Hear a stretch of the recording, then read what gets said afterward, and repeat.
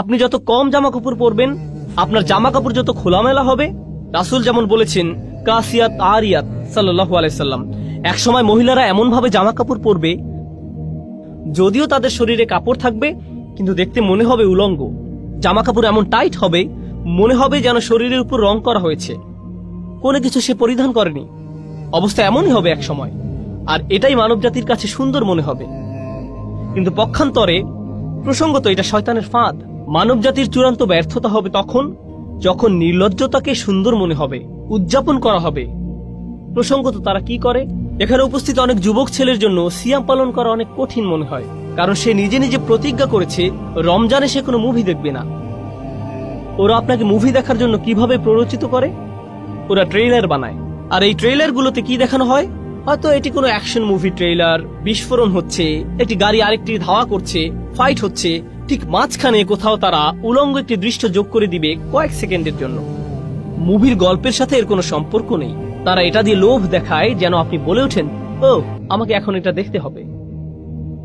তারা এভাবে আপনাকে আটকে ফেলে। তারা বেহায়াপনাকে উদযাপন করে।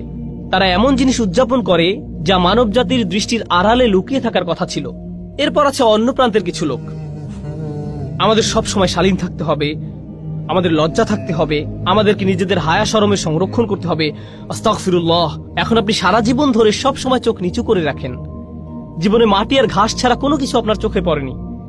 যে মেয়েকে বিয়ে করবেন এমনকি তার দিকেও চোখ তুলে তাকান না। এমনকি বিয়ে হওয়ার পরেও কিছু কিছু মুসলিম সংস্কৃতিতে আমরা এতই ধার্মিক যে আমরা কোরআনের চেয়েও বেশি ধার্মিক। আমরা রাসূল সাল্লাল্লাহু আলাইহি সাল্লামের সুন্নাহ থেকেও বেশি ধার্মিক।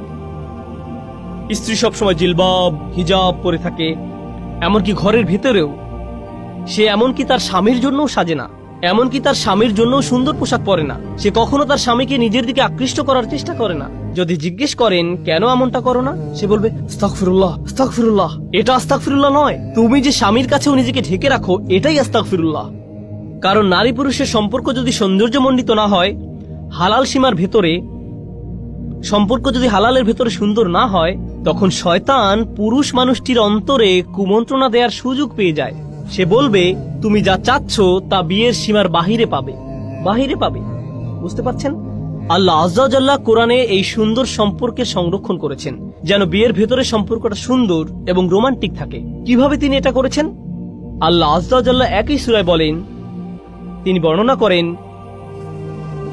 ইয়া বানি আদমা খুযু যিনাতাকুম ইনদা কুল্লি মসজিদ। হে বনি আদম, তোমরা প্রত্যেক নামাজের সময় সাজসজ্জা পরিধান করে নাও। পরবর্তী আয়াতে তিনি বলেন, কুল মান হাররামা যিনাতাল্লাহ, বলো কে হারাম করেছে আল্লাহর সৌন্দর্য উপকরণ। এখান থেকে আমরা শিখতে পারি আল্লাহ এই সৌন্দর্য সবসময় ঢেকে রাখার কথা বলছেন না। আল্লাহ বলছেন এই সৌন্দর্য প্রদর্শন করার জন্য উপযুক্ত জায়গা আছে, এর জন্য উপযুক্ত পরিবেশ রয়েছে। তিনি আপনার এই সৌন্দর্যকে অস্বীকার করছেন না। তিনি এটা তৈরি করেছেন যেন আপনি এর প্রতি আকৃষ্ট হন, কিন্তু উপযুক্ত মাধ্যমে এটা পেতে হবে।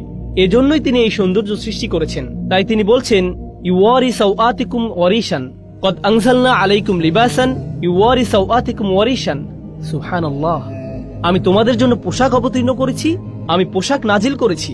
আল্লাহ এই আয়াতে বলছেন পোশাকও কোরআনের মতো, ওহীর মতো আল্লাহর নাজিলকৃত একটি উপহার।